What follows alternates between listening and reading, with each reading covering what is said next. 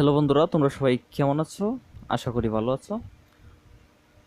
তো বরবাদ সিনেমার একটা কাস্টিং সম্পর্কে আমরা জানতে পেরেছি।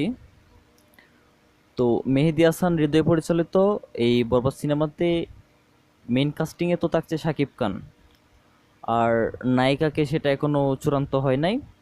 তবে আমরা ইতিমধ্যে আরেকটা কাস্টিং সম্পর্কে জানতে পেরেছি, সেটা হচ্ছে এই বরবাদ সিনেমাতে চুক্তিবদ্ধ হয়েছেন শহীদুজ্জামান সেলিম। এই শহীদুজ্জামান সেলিম লোকটি আইনজীবীর চরিত্রে দেখা যাবে বরবাদ সিনেমাতে। তিনি আইনজীবীর চরিত্র প্লে করবেন বরবাদ সিনেমাতে। আর এই বরবাদ সিনেমাটির শুটিং অক্টোবরে শুরু হতে যাচ্ছে। তো খুব শীঘ্রই আমরা, যেহেতু এটা সেপ্টেম্বর মাসের প্রায় শেষের দিকে চলে এসেছে, খুব শীঘ্রই বরবাদ সিনেমার বাকি কাস্টিংগুলোর নামও আমরা আপনাদের জানিয়ে দেব।